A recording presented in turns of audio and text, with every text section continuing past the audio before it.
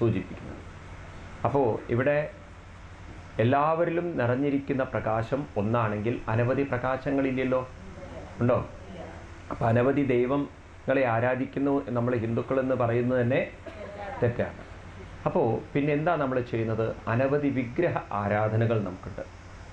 അനവധി വിഗ്രഹങ്ങൾ, പല വിഗ്രഹങ്ങളും. എന്തിനാ ഇത്ര അധികം വിഗ്രഹങ്ങൾ എന്ന് ചോദിക്കുന്നതിന് മുമ്പ് വിഗ്രഹം എന്നുള്ള ശബ്ദത്തിനും അർത്തെടുക്കണം നമ്മൾ. എന്താ വിഗ്രഹം എന്ന് പറഞ്ഞാൽ? വിശേഷേണ ഗ്രഹിക്കേണ്ടത് എന്തോ അത് വിഗ്രഹം. അപ്പം അതിലൂടെ മറ്റൊരു സത്യം നമ്മൾ ഗ്രഹിക്കണം. അതിനു വേണ്ടിയിട്ടാണ് വിഗ്രഹം വെച്ചത്. എന്തിനെയാണ് ഗ്രഹിക്കേണ്ടത്? ആ കാണുന്ന രൂപത്തെയല്ല ഗ്രഹിക്കേണ്ടത്, അതിലൂടെ ഗ്രഹിക്കണം. അതിലൂടെ ഗ്രഹിക്കേണ്ടത് ആരെയാണ്? നമ്മൾ വിഗ്രഹത്തിൻ്റെ മുന്നിൽ പോകുന്ന സമയത്ത് നമ്മൾ ഗ്രഹിക്കേണ്ടത് ആരെയായിരിക്കണം? അപ്പം നമ്മളൊന്ന് അതിനെ മനസ്സിലാക്കും. നിങ്ങൾ ഒരു കല്ലിനെ ശില്പമാക്കി കൊണ്ടുവച്ച് എന്ന് മുതലാണ് അത് വിഗ്രഹമാവുന്നത്? അതിലേക്ക് ചൈതന്യം ആവാഹിച്ച്, അതായത് നമ്മൾ പറയും പ്രാണപ്രതിഷ്ഠ എന്ന് പറയും, ആണോ? അപ്പം ജീവിച്ചിരിക്കുന്ന ഒരു പൂജാരിയിൽ നിന്നോ അല്ലെങ്കിൽ തന്ത്രിയിൽ നിന്നോ അദ്ദേഹത്തിൻ്റെ തേജസ്സിനെ അതിലേക്ക് ആവാഹിച്ചുറപ്പിച്ച്, അങ്ങനെയാണ് നമ്മൾ അതിനെ വിഗ്രഹം എന്ന് വിളിക്കുന്നത്. അങ്ങനെയാണെങ്കിൽ ആ പൂജാരി ശരിക്കും ആ വിഗ്രഹത്തിലൂടെ പൂജിക്കുന്നത് ആരെയാണ്?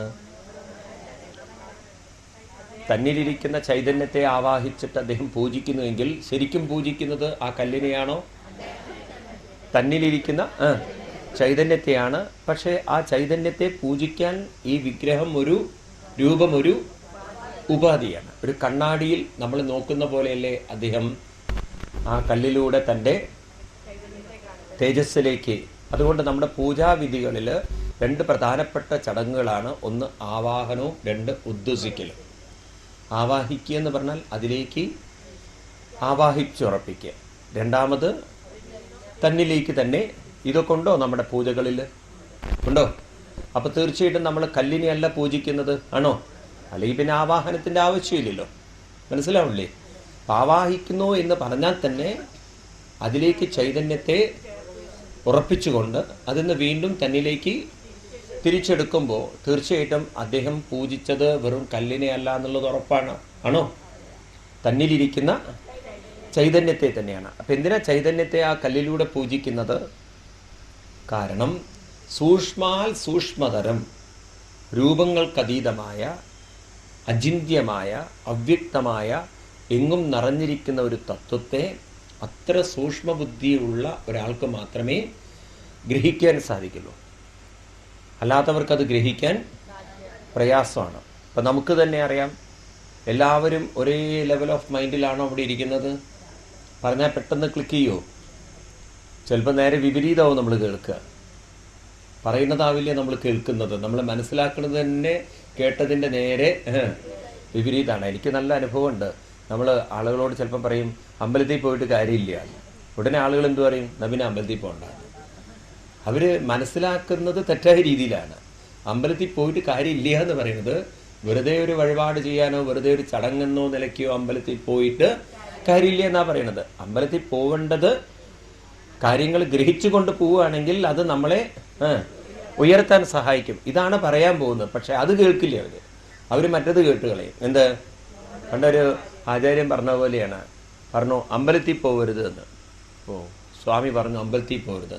ഒരു കാര്യം കൂടി അയാൾ പറഞ്ഞിട്ടുണ്ട്, കുളിക്കാതെ എന്ന്. അപ്പം അയാൾ കേൾക്കാനുള്ള മനസ്സുണ്ടായില്ല ഇയാൾക്ക്. അയാൾ ഏത് കേട്ടു? ചില ആളുകൾക്ക് അങ്ങനെയൊക്കെ ഉണ്ടല്ലോ. അപ്പോൾ ഡോക്ടർ പറയാണ്, എന്താണ്, ഇപ്പം കുളിക്കേണ്ട, 2 ദിവസം കഴിഞ്ഞിട്ട് കുളിച്ചാൽ മതി. എന്തെങ്കിലും അസുഖം വന്നിട്ട് ഡോക്ടറെ അടുത്ത് പോയപ്പോൾ ഡോക്ടർ പറഞ്ഞു നിൽക്കട്ടെ, 2 ദിവസം കുളിക്കേണ്ട, 2 ദിവസം കുളി ഒഴിവാക്കൂ നിങ്ങൾ. ഇയാളുണ്ട് 1 മാസം കഴിഞ്ഞിട്ട് ഡോക്ടറെ അടുത്ത് ചോദിക്കുകയാണ്, ഇനി എപ്പോഴാണ് കുളിക്കേണ്ടത് പറയും ഡോക്ടറെ. കാരണം ഡോക്ടർ പറഞ്ഞിട്ടേ കുളിക്കാവൂ എന്നാണ് ഇപ്പോൾ അയാൾ ധരിച്ചു വെച്ചിരിക്കുന്നത്. അതുപോലെ അങ്ങനെയൊക്കെയുള്ള ചില വിഡ്ഢിത്തങ്ങൾ ചിന്തിക്കുന്ന ഒരാളുണ്ട്. ഒരാൾക്ക് ശരിക്കും ഇങ്ങനെ ഒരു അനുഭവം ഉണ്ടായിരുന്നാണ്. ഇയാൾ ഡോക്ടറെ അടുത്ത് ചെയ്യുന്നു തടി കുറയ്ക്കാൻ വേണ്ടിയിട്ട്. അപ്പോൾ ഡോക്ടർ പറഞ്ഞു ദിവസവും 5 കിലോമീറ്റർ നടന്നാൽ ഒരു 30 ദിവസം കൊണ്ട് അങ്ങയുടെ തടി കുറയും. വിദ്യയും അത് കഴിഞ്ഞ് പോയി ഒരു 30 ദിവസം കഴിഞ്ഞ് ഡോക്ടറോട് വിളിച്ച് പറയാണ്, ഡോക്ടറെ എൻ്റെ തടി വളരെ കുറഞ്ഞു, അങ്ങ് പറഞ്ഞ പ്രകാരം ഇനി എനിക്കൊരു കാര്യം പറഞ്ഞു തരണം. ഡോക്ടർ ചോദിച്ചു, എന്താ പറഞ്ഞു തരേണ്ടത്? ഞാനിപ്പോൾ 30 ദിവസം കൊണ്ട് 1500 കിലോമീറ്റർ അപ്പുറത്താണ് നിൽക്കുന്നത്.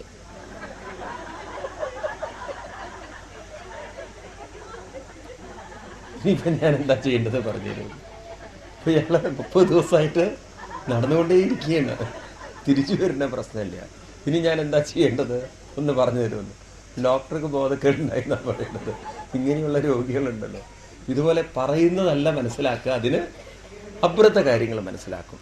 സാധനയിലെ ഒരു പ്രധാനപ്പെട്ടൊരു ചടങ്ങാണ് ആവാഹനവും ഉദ്വാസനവും. അപ്പം ചില അമ്പലങ്ങളിൽ നിങ്ങൾ കേട്ടു സ്വയംഭൂ എന്ന് കേട്ടിട്ടുണ്ടാവും അല്ലേ? സ്വയം ഭവിച്ചതാണെന്ന്. അപ്പം അതിലെ ചൈതന്യം അതിൽ പ്രകടമാവുന്നത് കൊണ്ടാണല്ലോ അതിനെ സ്വയംഭൂ. അപ്പോഴും അതിൽ ചൈതന്യമുള്ളത് കൊണ്ടാണ്, അല്ലെങ്കിൽ എത്രയോ കല്ലുകൾ സ്വയംഭൂ ആയിട്ടിരിക്കുന്നില്ലേ? അതിനൊന്നും നമ്മൾ സ്വയംഭൂ ആയിട്ട് കാണുന്നില്ലല്ലോ, ഇല്ലേ? ഭൂമിയിൽ നോക്കിക്കഴിഞ്ഞാൽ എത്ര പാറകൾ സ്വയംഭൂ ആയിട്ടിരിക്കുന്നുണ്ട്. അപ്പം ആ ചൈതന്യം ഉള്ളത് കൊണ്ടാണ് നമ്മളതിനെ ആരാധിക്കുന്നതെങ്കിൽ വിഗ്രഹത്തിലൂടെ ഗ്രഹിക്കേണ്ടത് ആ വിഗ്രഹത്തിൽ നിറഞ്ഞിരിക്കുന്നത് നമ്മളിൽ ഓരോരുത്തരിലും നിറഞ്ഞിരിക്കുന്ന ചൈതന്യമാണ്. അപ്പം നമ്മളൊക്കെ അമ്പലത്തിൽ പോകുന്നത് എന്തിനായിരിക്കണം? ശ്രദ്ധിക്കണേ, ആ പറയുന്ന പ്രയോഗം ഒരു തിരുമേനി അല്ലെങ്കിൽ പൂജാരി, പൂജകൻ പൂജിക്കുന്നത് തന്നിലിരിക്കുന്ന ചൈതന്യത്തെയാണെങ്കിൽ മറ്റുള്ളവരും അമ്പലത്തിൽ എന്തിനു വേണ്ടി പോകണം? നമ്മളിൽ ഓരോരുത്തരിലും നിറഞ്ഞിരിക്കുന്ന ചൈതന്യത്തെ, അതിൽ നിന്നാണ് നമ്മൾ ഓരോരുത്തരും വന്നിരിക്കുന്നത്, അതാണ് നമ്മളെ നിലനിർത്തുന്നത് എന്നുറപ്പിക്കാനല്ലേ പോവേണ്ടത്? ആണോ അല്ലയോ? അതോ അതിൽ നിന്ന് വല്ലതും ഫേവർ കിട്ടാനായിരിക്കുമോ? ഏതാണ്? ആ ചൈതന്യത്തിൽ നിന്നാണ് നമ്മൾ വന്നതെന്ന് ഉറപ്പിക്കാനാണ്. പക്ഷെ ഇതാണോ ഹിന്ദുമതത്തിന് പറ്റുന്നത്? ഇന്നത്തെ ആളുകൾ ഇങ്ങനെയാണോ അമ്പലത്തിൽ പോകുന്നത്? എന്താ നിങ്ങൾ എന്നെ സൂക്ഷിച്ചു നോക്കുന്നത്? നമ്മളെ സത്യം എന്താണെന്നുള്ളത് പറയാൻ പറ്റില്ലേ നിങ്ങൾക്ക്? ആണോ? നമ്മളൊക്കെ വഴിതെറ്റിയിട്ടല്ലേ? അങ്ങനെ അന്ധവിശ്വാസങ്ങളും അന്ധമായ ചില കഥകളും പ്രചരിക്കപ്പെട്ടു. അങ്ങനെയാണ് ചിലർ പറയാം, പ്രത്യക്ഷമാണ് കേട്ടോ അവിടെ, എന്ത് പ്രാർത്ഥിച്ചാലും നടക്കുന്നു. അപ്പോൾ പിന്നെ അടുത്ത ആളും എന്തിനു പോവും? പ്രാർത്ഥിക്കാനായിട്ട് പോകും. കാരണം അയാൾക്ക് ഉറപ്പാണ് പ്രാർത്ഥിച്ചാൽ കിട്ടും എന്നുള്ളത്. അതിനിടയിൽ ചിലർ ഇങ്ങനത്തെ കഥകൾ അങ്ങോട്ട് പറയും, പ്രചരിപ്പിക്കും.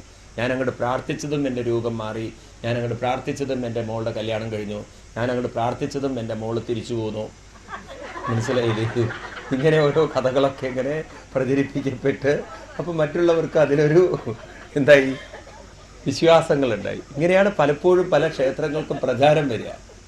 പിന്നെ ഇപ്പം പ്രത്യേകിച്ച് പലരും പറയുന്ന പോലെ ഓരോന്നിനും സ്പെഷ്യൽ പൂജകൾ, അതൊക്കെ കൂടി പ്രചാരം വന്നപ്പോഴായിരിക്കാം ആളുകളുടെ അന്ധവിശ്വാസങ്ങൾ കൂടിയത്. എനിക്ക് തോന്നുന്നു ഇന്ന് ഹിന്ദുക്കൾക്ക് ശരിക്കുള്ള വിശ്വാസമല്ല ഇപ്പോൾ ഉള്ളത്, അന്ധവിശ്വാസങ്ങളാണ്.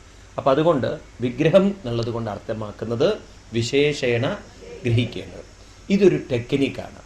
നമ്മുടെ ഋഷീശ്വരന്മാരുണ്ടല്ലോ കണ്ടെത്തിയൊരു വലിയ ടെക്നിക്കാണ്. എന്താ ഈ ടെക്നിക്ക് എന്ന് ചോദിച്ചു കഴിഞ്ഞാൽ, ഒരു സത്യത്തെ നമുക്ക് മനസ്സിലാക്കാൻ ഒരു സ്ഥൂല മനസ്സുള്ള ഒരാൾക്ക്, സ്ഥൂല മനസ്സെന്ന് പറഞ്ഞാൽ ആഗ്രഹങ്ങളും വിഷമങ്ങളും ദുഃഖങ്ങളും എല്ലാം നിറഞ്ഞിരിക്കുന്ന ഒരു മനസ്സിന് പെട്ടെന്ന് അതിലേക്ക് ഉയരണമെങ്കിൽ അയാളുടെ അറ്റൻഷൻ ഒന്ന് ഡൈവേർട്ട് ചെയ്തുകൊണ്ട് അതിലൂടെ അയാളെ പടിപടിയായി ഉയർത്താം. നമ്മൾ കുട്ടികൾക്ക് ഈ ടെക്നിക്ക് ചെയ്യും.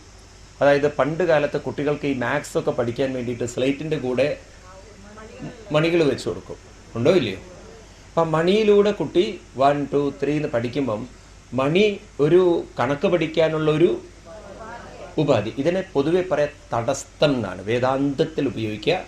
തടസ്ഥം എന്ന് പറഞ്ഞാൽ ഒന്നിനെ ചൂണ്ടിക്കാണിച്ച് മറ്റൊന്നിനെയും മനസ്സിലാക്കുക. ഇത് സാധാരണ നമ്മൾ ഉപയോഗിക്കുന്നതാണ്. നമ്മുടെ ഇന്നത്തെ ഭാഷയിൽ ഇതിനെ പറയുക ഒരു ലാൻഡ്മാർക്ക് എന്ന് പറയും. നിങ്ങൾക്ക് ഒരു സ്ഥലത്തേക്ക് പോകണമെങ്കിൽ നിങ്ങൾ ചോദിക്കും എങ്ങനെയാണ് വരിക എന്ന്. അപ്പോൾ അതിൻ്റെ അടുത്ത് വല്ല ലാൻഡ്മാർക്ക് ബിൽഡിംഗ് വല്ലതും ഉണ്ടോ എന്ന് ചോദിച്ചു കഴിഞ്ഞാൽ വല്ല ബാങ്കോ അങ്ങനെയുള്ള സ്ഥാപനങ്ങളുണ്ടെങ്കിൽ ആദ്യം നമ്മൾ അവിടെ ചെന്നിട്ട് പിന്നെ അടുത്ത ഡൈവേർഷൻ അവിടെ നിന്ന് എടുത്താൽ മതി. അങ്ങനെയല്ലേ പൊതുവേ സാധാരണ നമ്മളൊക്കെ പറഞ്ഞു കൊടുക്കുന്നത്? ആ കാണുന്ന സ്ട്രെയിറ്റ് നോക്കിക്കഴിഞ്ഞാൽ ഒരു ബിൽഡിംഗ് ഇല്ലേ, ബ്ലൂ കളർ ബിൽഡിംഗ്, അതിൻ്റെ ഇടത്തോട്ടുള്ള റോട്ടിൽ പോയാൽ നിങ്ങൾക്ക് പോകാനുള്ള വഴി പറയാറുണ്ടോ? നിങ്ങൾ കാണിച്ചു കൊടുക്കുന്നത് വേറൊരു ബിൽഡിംഗ് ആണ്, എന്നിട്ട് അവിടുന്ന് നിങ്ങൾ ഡൈവേർട്ട് ചെയ്യാൻ പറയുന്നു. സാധാരണ സംഭവിക്കുന്നതല്ലേ, നമുക്കൊക്കെ പറ്റുന്നതാണ്. ചിലപ്പോൾ വിഡിത്തങ്ങളും പറ്റും. അവിടെ ഒരു പശു ഇല്ലേ റോട്ടിൽ, ആ പശു നിൽക്കുന്നതിൻ്റെ അടുത്ത് നിന്ന് വലത്തോട്ട് പോയാൽ മതി. ഈ ചങ്ങാതി ചിലപ്പോൾ നടന്നു പോകുമ്പോഴേക്കും പശുവിൻ്റെ പാട്ടിൽ പോകും. അങ്ങനെ ഒരു ചില അനുഭവങ്ങളുണ്ട്. തടസ്ഥ ലക്ഷണം എന്ന് പറയും, ഒന്നിനെ കൊണ്ട് മറ്റൊന്ന്. ഇത് പറയുമ്പോഴാണ് ഈ ശരിക്കും സംഭവിച്ചത്. തിരുവനന്തപുരത്ത് ഇങ്ങനെ ഒരു കഥ നടന്നിട്ടുണ്ട്. അവിടെ ഈ നമ്മുടെ സെക്രട്ടേറിയറ്റിൻ്റെ മുന്നിൽ പണ്ടൊരാൾ പശുവിനെ കൊണ്ടുവന്ന് പാല് കറന്ന് കൊടുക്കാറുണ്ടായിരുന്നു അത്രേ. അതായത് വെള്ളം ചേർക്കാത്ത പാലാണെന്ന് ഉറപ്പ് വരുത്താൻ. ആളുകളുടെ മുന്നിൽ വെച്ചിട്ട് കറക്കുമ്പോൾ ഉറപ്പല്ലോ വെള്ളം ചേർത്തിട്ടില്ല എന്നുള്ളത്. ഇത്ര സംശുദ്ധമായ പാല് വേറെ ഇല്ല എന്നുള്ളത് ഉറപ്പ് വരുത്താൻ ഇയാൾ അങ്ങനെ ചെയ്യാറുണ്ട് അത്രേ. അങ്ങനെ പാല് കറന്നിങ്ങനെ കൊടുക്കുന്നതിനിടയിൽ വല്ലൊരു സമയം ചോദിക്കുമ്പോണ്ടല്ലോ, ഇയാൾ കൃത്യം സമയം പറയും. അതെങ്ങനെയാണ് അത്ര, ഈ അകിടൊന്ന് പൊക്കി, പശുവിൻ്റെ അകിട്, എന്നിട്ട് പറയും 6 മണിയെന്ന്. അടുത്ത ആൾ വന്ന് പറയുമ്പം 6:10, 6:15. അപ്പം ആളുകൾ പൊതുവെ ധരിച്ചു ഇയാൾ സിദ്ധനാണെന്ന്. അകിട് തൊട്ട് സമയം പറയാനുള്ളൊരു കഴിവ് ഇയാൾക്ക് ഉണ്ടായിരിക്കാമെന്ന്. അങ്ങനെ ആളുകൾ പ്രചരിക്കപ്പെട്ടു. ഇയാൾക്ക് അകിട് തൊട്ടിട്ട്, എന്നാൽ ഇയാൾക്ക് ആ കറക്കുന്ന സമയത്ത് മാത്രമേ പറയാനും പറ്റുള്ളൂ. അത് കഴിഞ്ഞാൽ പിന്നെ ഇയാൾക്ക് പറയാൻ പറ്റില്ല. അപ്പം ഇത് ശ്രദ്ധിച്ചൊരു കുട്ടി ചോദിച്ചു, എന്താ മാഷേ ഇതിൻ്റെ രഹസ്യം എന്ന്, ഈ അകിട് തൊട്ടിട്ട് എങ്ങനെയാണ് ഇങ്ങനെ കൃത്യമായിട്ട് പറയണത് എന്ന്. ഉടനെ ഇദ്ദേഹം പറയുകയാണ്, എൻ്റെ കുട്ടി, ഞാനുണ്ടല്ലോ ഈ സെക്രട്ടേറിയറ്റ് വലിയ ക്ലോക്ക് വെച്ചിട്ടുണ്ട്. അപ്പം അവിടുത്തെ സമയം കാണണമെങ്കിൽ അകിട് കൊണ്ട് കാണുന്നില്ല അദ്ദേഹത്തിന്. അപ്പോൾ അകിടിൻ്റെ ഉള്ളിലൂടെയാണ് അയാൾ നോക്കുന്നത്. അപ്പം അകിടൊരു തടസ്സം അവതരിച്ചിട്ടാണ് ഇയാളെ കൈകൊണ്ട് നോക്കുന്നത്. ഇതുപോലെയാണ് തടസ്സ ലക്ഷണം എന്ന് പറയുന്നത്. ഒന്നിനെ തൊട്ടിട്ട് മറ്റൊന്നിനെ കാണുന്നതിനെയാണ് തടസ്സ ലക്ഷണം. ഇത് സത്യമാണത്. ഇത് നമ്മുടെ ഋഷീശ്വരന്മാർ കണ്ടെത്തിയൊരു ടെക്നിക്കാണത്. ഒന്നിലൂടെ മറ്റൊന്നിനെ നമ്മൾ മനസ്സിലാക്കുക. അപ്പം അത് വാസ്തവത്തിലൊരു സാധാരണ മനസ്സിന് എളുപ്പം ഗ്രഹിക്കാവുന്നതാണ്. അതുകൊണ്ടായിരിക്കാം നമ്മുടെ ഉപാസനകളിൽ നിങ്ങൾ നോക്കൂ, കേശാദിപാദം നമുക്ക് കാണാം. ഭാഗവതത്തിലൊക്കെ വളരെ രസകരമായിട്ടുള്ള അവതരണം. കിരീടം മുതൽ പാദം വരെ. എന്നിട്ട് പാദത്തിൽ എത്തിക്കഴിഞ്ഞാൽ അവിടെ മനസ്സുറപ്പിക്കണം എന്നല്ല പറയണത്. ഇനി പറയുന്നത് ആ പാദത്തെയും വിട്ട് ഇനി കിഞ്ചിതഭിചിന്തയേ, ഇനി ഒന്നിനെക്കുറിച്ചും ചിന്തിക്കരുത്. ഇനി എല്ലാ ചിന്തകളും വിടും. നമുക്കത് വേണമെങ്കിൽ അത് മനസ്സിലാക്കണമെങ്കിൽ ഒന്ന് ഏകാദശ സ്കന്ധത്തിൽ 27-ാം അധ്യായത്തിൽ ഭഗവാൻ ക്രിയായോഗം പറയുമ്പോൾ ആ ഭാഗം ശ്രദ്ധിച്ചാൽ മനസ്സിലാവും. 1-2 സ്ഥലങ്ങളിലൂടെ ഇത് നമുക്ക് നോക്കാം. ഭാഗവത്തിൽ ഇങ്ങനെ തന്നെയാണോ പറഞ്ഞു വെച്ചിരിക്കുന്നത്? അതായത് ആ വിഗ്രഹത്തെ ആരാധിക്കാനാണോ വിഗ്രഹത്തിലൂടെ ആരാധിക്കാനാണോ നമ്മളോട് പറയുന്നത്? 27-ാം അധ്യായത്തെയാണ് ക്രിയായോഗം. അവിടെയാണ് പൂജകൾ പറയാൻ. അവിടെ നമുക്ക് കാണാം, ഈ പൂജയൊക്കെ കഴിഞ്ഞ അവസാന ഭാഗം വരും. 46-47 ശ്ലോകങ്ങളിലേക്കൊക്കെ നോക്കിക്കഴിഞ്ഞാൽ നിങ്ങൾക്ക് കാണാം, ശിരോമത് പാദയോ കൃത്വാ ബാഹുഭ്യം ച പരസ്പരം പ്രപന്നം പാഹി മാമീശ പീഠം മൃത്യുഗൃഹാർണവാൽ. അവിടെ പ്രാർത്ഥിക്കുന്നത് മൃത്യു ഭീതിയിൽ നിന്നും എന്നെ ഉയർത്തേണമേ എന്ന് പ്രാർത്ഥിച്ചുകൊണ്ട്, ഇതി ശേഷാം മയാദത്വാ ശിരസ്യാദായ സാദരം ഉദ്വാസ്യം ജ്യോതിർജ്യോതിഷി തത്പുന. തന്നിലിരിക്കുന്ന ജ്യോതിയിലേക്ക്, ആ വിഗ്രഹത്തിലിരിക്കുന്ന ജ്യോതിസിനെ തന്നിലേക്ക് തന്നെ ഉദ്വാസിക്ക് തിരിച്ചു കൊണ്ടുവരിക. എന്നിട്ടോ അർച്ചാദിഷു യഥായത്ര ശ്രദ്ധാമം തത്ര ചാർച്ചയെ സർവഭൂതേഷു ആത്മനിച സർവാത്മാഹം അവസ്ഥിത. ഞാൻ ആരാണെന്ന് ഉറപ്പിക്കണം? ഞാൻ സർവഭൂതങ്ങളുടെയും ആത്മാവാണെന്ന് ഉറപ്പിക്കണം. അങ്ങോട്ടാണോ എത്തിക്കുന്നത്? മനസ്സിലായോ? അപ്പം ഉദ്ദേശിച്ച് ആ വിഗ്രഹത്തിലിരിക്കുന്ന ചൈതന്യത്തെ തന്നിലേക്ക് എത്തിച്ചു കഴിഞ്ഞാൽ ആ വിഗ്രഹത്തിൽ ദൈവമുണ്ട് എന്നല്ല പറയുന്നത്, ഞാൻ എല്ലാവരുടെയും ആത്മാവാണെന്ന ബോധം ഉറപ്പിക്കണം എന്നാണ്. ഇപ്രകാരം പറഞ്ഞ് മനസ്സിലാക്കുകയാണ്. ഇങ്ങനെ നമുക്ക് കാണാം ഭാഗവതത്തിൽ അനവധി തവണ ആവർത്തിച്ചിരിക്കുന്നത്. ഇത് തന്നെ കപില ഭഗവാൻ അമ്മയ്ക്ക് പറഞ്ഞു കൊടുക്കും. കപില ഭഗവാൻ അമ്മയ്ക്ക് പൂജാവിധികളെക്കുറിച്ച് പറയും. അപ്പോൾ അവിടെ തുടങ്ങുന്നത് അമ്മയോട് പറയും, എവിടെ നിന്ന് തുടങ്ങണം അമ്മേ? ഭഗവാന്റെ പാതാരവിന്ദത്തിൽ നിന്ന് തുടങ്ങണം എന്നാണ്. എന്നിട്ട് പുഞ്ചിരിക്കുന്ന മുഖത്തിലേക്ക് നമ്മൾ ശ്രദ്ധ കൊണ്ടുവരണം. ഭാഗവതത്തിൽ 3ാം സ്കന്ധത്തിൽ 28-ാമത്തെ അധ്യായത്തിലാണ് ഈ പറയുന്നത്. ധ്യാനാനനം പ്രഹസിതം ബഹുലാദരോഷ്ട ഭാസാരുണായുധതനു ദ്വിജകുന്ദപംക്തി ധ്യായേ സ്വദേഹകുഹരേ അവസിതസ്യ വിഷ്ണോ ഭക്ത്യാർദ്ധയർപ്പിതമന ന പ്രദക്ഷയിൽ.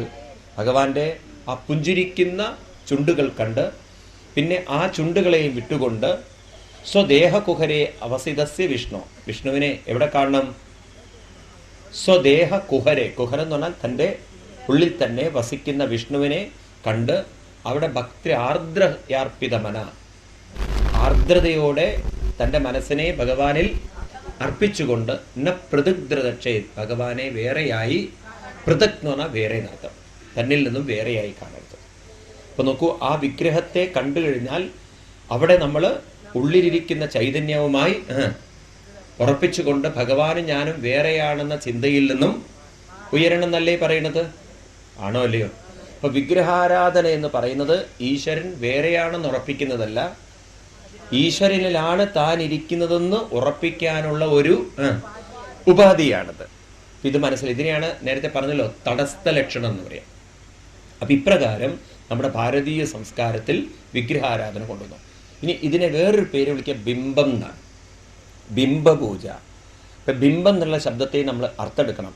ബിംബിക്കുക എന്ന് പറഞ്ഞാൽ പ്രകാശിക്കുക എന്നാണ് സംസ്കൃതത്തിൽ. ബിംബിക്കുക എന്ന് പറഞ്ഞാൽ പ്രകാശിക്കുക അല്ലെങ്കിൽ പ്രതിഫലിക്കുക എന്നൊക്കെയാണ്. ഏതൊരു വെളിച്ചവും പ്രതിഫലിക്കണമെങ്കിൽ ആ പ്രകാശം മറ്റൊന്നിൽ നിന്നോ അല്ലെങ്കിൽ നേരത്തെ എവിടെയെങ്കിലും ഉണ്ടായിരിക്കണം. അപ്പൊ കണ്ണാടിയിൽ നോക്കുമ്പോൾ നമ്മുടെ രൂപം പ്രതിഫലിക്കണമെങ്കിൽ നാം കണ്ണാടിയുടെ മുന്നിൽ ഉണ്ടാകണം. വേണോ വേണ്ടയോ? ചന്ദ്രന്റെ പ്രകാശം നമ്മൾ കാണുന്നുവെങ്കിൽ ആ പ്രകാശം സൂര്യനിൽ നിന്നും വന്ന പ്രകാശമാണ്, അത് പ്രതിഫലിക്കുകയാണ്. ആണോ? ഇതുപോലെ സൂര്യനിലുള്ള പ്രകാശം ഭഗവാൻ പറയുന്നു എൻ്റെ പ്രകാശമാണ് സൂര്യനിൽ പ്രതിഫലിക്കുന്നത്. ഒരുപക്ഷെ നമുക്കത് ഉൾക്കൊള്ളാൻ ഇത്തിരി പ്രയാസം ഉണ്ടായിരിക്കാം. എങ്കിലും നമുക്ക് നമ്മുടെ ശരീരത്തിലേക്ക് നോക്കാം. കണ്ണിലുള്ള ഒരു പ്രകാശം കണ്ണിൻ്റെയാണോ? അത് പ്രതിഫലിപ്പിക്കുന്നത് മാത്രമേ ഉള്ളൂ കണ്ണിൻ്റെ ജോലി. അത് മനസ്സിലാക്കാൻ ഒരു ബുദ്ധിമുട്ടുമില്ലല്ലോ, ഉണ്ടോ? അപ്പം അത് എവിടുന്ന് വന്നു? എവിടുന്ന് വന്ന് കണ്ണിൽ തട്ടി പ്രകാശിക്കുന്നു?